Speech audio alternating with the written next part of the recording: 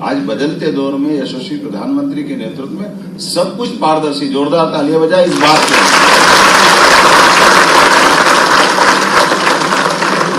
और उसी भाव को लेकर के हम चल रहे हैं। जैसे हमने कहा कि हमारे पास 25 समितियां मत बनाओ, क्योंकि हर एक अपनी अपनी दुकान लेके बैठ गया था।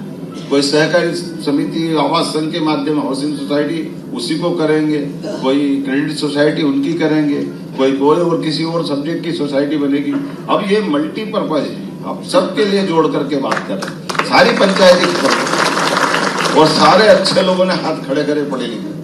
भगवान की दया से आप सब यहाँ भी पढ़े लिखे हैं और मंच पे भी सब पढ़े लिखे, इसमें कोई कम नहीं पड़ रहा है। आपके सबके साथ हम सब भी खड़े हैं, इसलिए उस भाव को समझने की जरूरत है जिसमें बहुजन हिताय बहुजन सुखाय की कल्पना की गई। उस भाव के प्रति न्याय करना, इसलिए हम अपने क्षेत्र के अंदर, आप बताओ, दूध के माध्यम से भी बोनस दिलवाएं। ये कितनी बड़ी बात है। अगर गुजरात में सहकारिता संघ की ताकत बनी तो दूध में प्रति व्यक्ति को जो बोनस मिलता, और मैं जब अभी चुनाव में गाँव में जो गुजरात में घूमा था, उन्होंने बताया था कि एक एक व्यक्ति को दूध का महीने का हिसाब तो मिले, जो मिले ही पूरे साल में कोई 1 लाख, कोई 1.5 लाख, कोई 2 लाख, कोई 5 लाख बोनस लेता है। एक तरह से उनकी दिवाली अलग प्रकार की बन जाती है, पूरे साल का जो बोनस उनको मिलता है। तो ये गजब हो जाएगा वापस। और इस प्रकार से अभी तो दूध की बात कर रहे हैं, या मत्स्य वाली भी लोग बैठे हैं।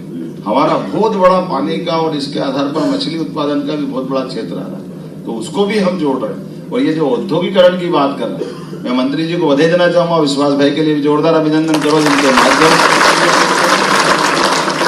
जब हम औद्योगिकरण की बात कर रहे हैं तो औद्योगिकरण में केवल व्यक्ति ही क्यों आना चाहिए, उसमें भी सहकारी समिति आना चाहिए। उसमें हमारे माध्यम से क्यों काम नहीं होना चाहिए। सभी प्रकार के रोजगार को लेकर के हमारे अपने कोऑपरेटिव डिपार्टमेंट की भी भूमिका होना चाहिए। और मुझे इस बात की प्रसन्नता है, आप सबके माध्यम से निश्चित रूप से नए दौर की नई कहानी लिखी जाएगी।